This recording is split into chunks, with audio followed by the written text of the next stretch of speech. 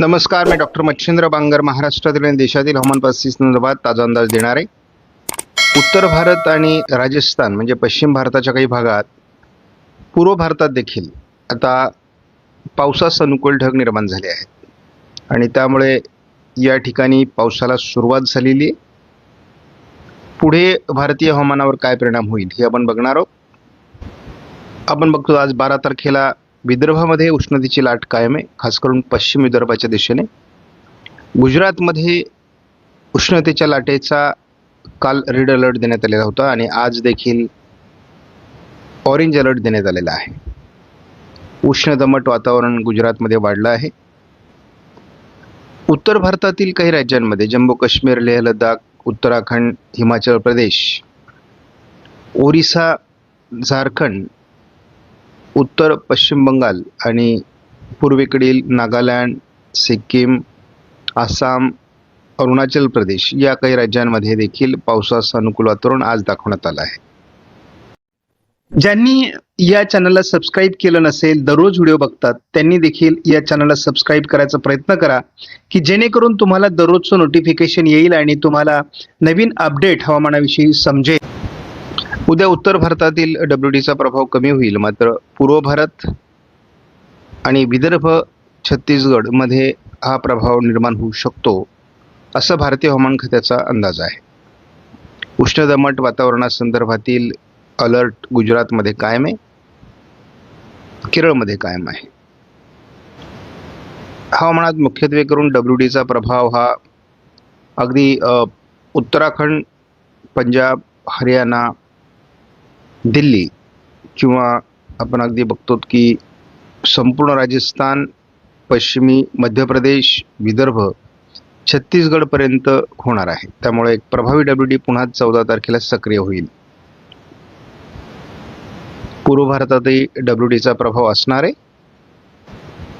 भारतीय हवामान खात्याने भारतातील बहुतांश राज्यांमध्ये, यामध्ये अगदी उत्तराखंड, हिमाचल प्रदेश, पंजाब, हरियाणा, दिल्ली, राजस्थान, मध्य प्रदेश, उत्तर प्रदेश, बिहार, झारखंड, पश्चिम बंगाल, ओरिसा, छत्तीसगड, विदर्भ, तेलंगणा, पूर्व भारतातील नागालँड, सिक्कीम, आसाम, अरुणाचल प्रदेश या ठिकाणी सुद्धा पावसाचे क्षेत्र निर्माण होणार आहे. त्यामुळे भारताचा बहुतांश भागात पावसाळी ॲक्टिव्हिटीज 15 तारखेला असणार आहे. सध्या उष्णतेच्या लाटेचा प्रभाव गंभीरतेच्या वळणावर पोहोचला आहे. गुजरातमध्ये काल रेड अलर्ट देण्यात आलेला होता उष्णतेच्या लाटेसंदर्भातला. विदर्भामध्ये देखील, खास करून पश्चिम विदर्भातील काही भागात अतिउष्णता निर्माण झाली आहे. त्यामुळे उष्णतेची लाटेचा प्रभाव गुजरात, राजस्थान, मध्य प्रदेश, महाराष्ट्र, तेलंगणा, छत्तीसगड, ओरिसा, उत्तर कर्नाटक या भागात तीव्रतेच्या वळणावर पोहोचला आहे. इथे जवळपास 40 अंशाचा पाराही काही ठिकाणी ओलांडला जातोय आणि मार्चमध्ये एवढ्या प्रमाणात उष्णतामान असणं हे धोक्याचं आहे. काल संपूर्ण देशामध्ये गेल्या 24 तासात जम्मू काश्मीरमध्ये पावसाची नोंद झालेली आहे. या काही पूर्व भारतातील राज्यांमध्ये पावसाची नोंद झालेली आहे. त्याचबरोबर तामिळनाडूच्या बऱ्याच भागात पावसाची नोंद झालेली आहे. त्यामुळे आपण हलक्या प्रमाणात हिमाचल प्रदेश, उत्तराखंडमध्ये देखील पावसाची नोंद बघतो. त्यामुळे वातावरण बदलते. अगदी झारखंडमध्ये किंवा ओरिसाच्या उत्तर भागामध्ये देखील हलका पावसाचा प्रभाव निर्माण झालेला होता. GFSने उत्तर भारतात आज देखील WDचा प्रभाव दाखवण्यात आला आहे. उद्या थोडा कमी होईल किंवा अगदी 14 तारखेला तो कमी दाखवण्यात आला आहे. परंतु 15 तारखेपासून महाराष्ट्रासहित बऱ्याच भागात वातावरण बदलायला सुरुवात होईल असं दाखवण्यात आलं आहे. त्यामुळे मध्य प्रदेश, छत्तीसगड, महाराष्ट्र, अगदी केरळ, कर्नाटक, ओरिसा या सर्व भागात पावसाला सुरुवात होऊ शकते. उत्तर भारतासहित पूर्वेकडील आणि उत्तरेकडील तसंच दक्षिणेकडील देखील अनेक राज्यांमध्ये पावसाला सुरुवात होऊ शकते. 17 तारखेला 18ला एक WD पुढे निघून जाईल, त्याचा उत्तर पूर्व भारतामध्ये परिणाम होईल अगदी दक्षिण कर्नाटकापासून केरळ तामिळनाडूपर्यंत पावसाचं वातावरण आहे. उत्तरेत देखील पावसाचं वातावरण कायम असणार आहे. पुन्हा एकदा WDचा प्रभाव वाढणार आहे. अतिशय प्रभावी अशा प्रकारचे WD उत्तर भारताच्या दिशेने सरकणं अपेक्षित आहे. त्यामुळे एकूणच हे वातावरण आता प्रभावी बनत जाईल असा अंदाज आहे. याच मॉडेलच्या आधारे आपण उष्णतेचा अंदाज बघत असतो.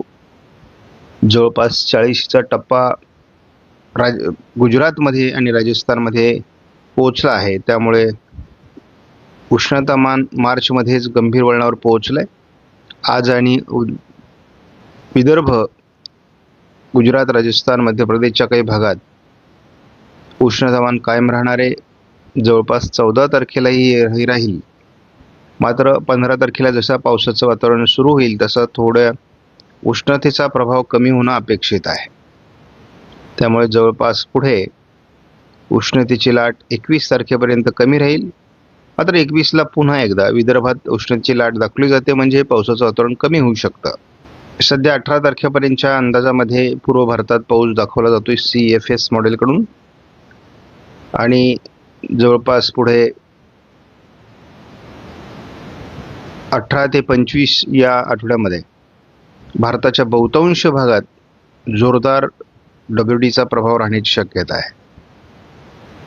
त्यानंतर पुन्हा एकदा तो 25 ते 1 एप्रिल या दरम्यान कमी होण्याची शक्यता आहे.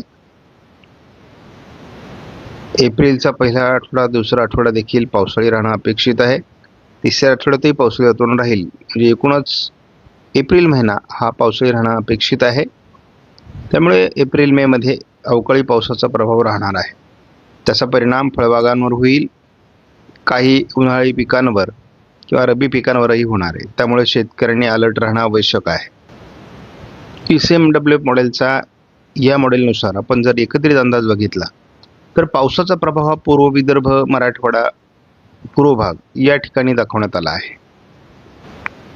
GFSने मात्र महाराष्ट्राच्या बहुतांश भागात अगदी घाटमाथ्यापासून तर पूर्व विदर्भापर्यंत, उत्तर महाराष्ट्रापर्यंत आणि दक्षिण महाराष्ट्रापर्यंत पावसाळी वातावरण दाखवलं आहे. आणि या मॉडेलनुसार देखील 21 तारखेपर्यंत अंदाज बघितला तर विदर्भ आणि मराठवाड्याचा पूर्व भाग याच ठिकाणी पाऊस दाखवला जातोय ECMWF मॉडेलनुसार.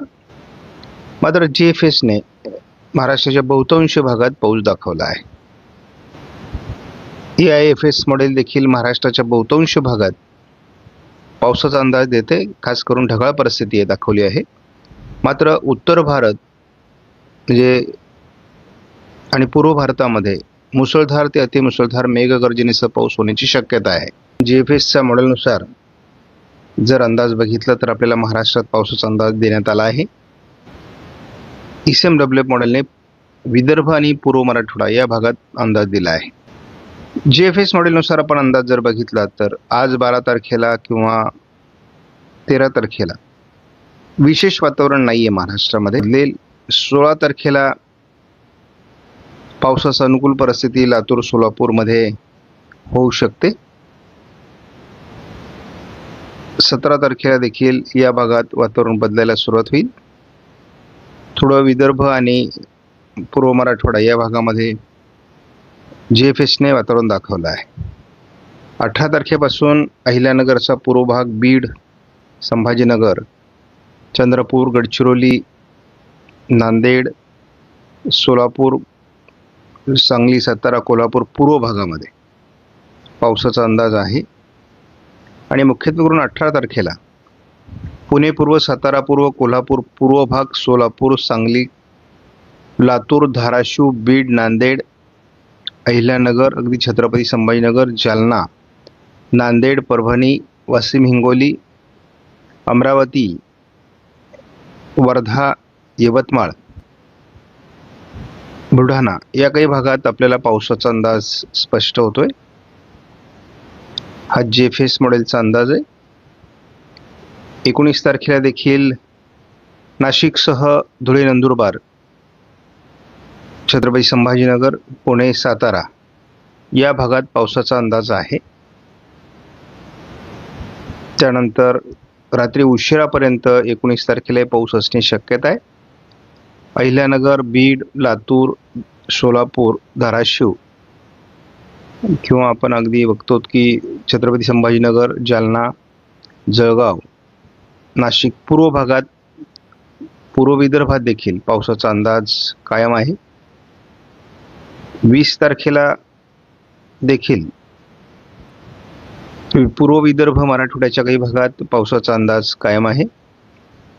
त्यानंतर 20 तारखेला नंदुरबार, धुळे, जळगाव, छत्रपती संभाजीनगर, अकोला, अमरावती, नागपूर, भंडारा, गोंदिया, चंद्रपूर, यवतमाळ या भागात पावसाचा अंदाज आहे.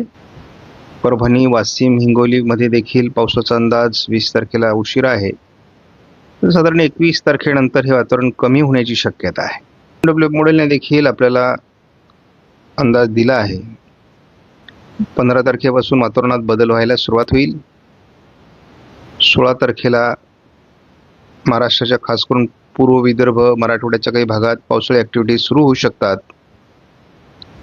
तेच वातावरण 17 तारखेला असण्याची शक्यता आहे. 18 तारखेपासून मात्र मराठवाड्याच्या आणि विदर्भाच्या काही भागात पावसाचा जोर राहील. यामध्ये मुख्यत्वे करून सोलापूर, लातूर, धाराशिव, नांदेड, परभणी, अगदी अकोला, अमरावती, नागपूर, भंडारा, गोंदिया, चंद्रपूर, गडचिरोली, वर्धा या काही भागात वातावरण निर्माण होऊ शकतं. त्याचबरोबर आपण बघतो की 19 तारखेला देखील संपूर्ण विदर्भ, संपूर्ण मराठवाडा, काही उत्तर महाराष्ट्राच्या जिल्ह्यांमध्ये देखील वातावरण बदलतंय. 20 तारखेला देखील मराठवाडा, पूर्व भाग आणि विदर्भामध्ये पावसाळी वातावरणाचा अंदाज कायम आहे. हा अंदाज सातत्याने बदलतोय हे लक्षात घ्या.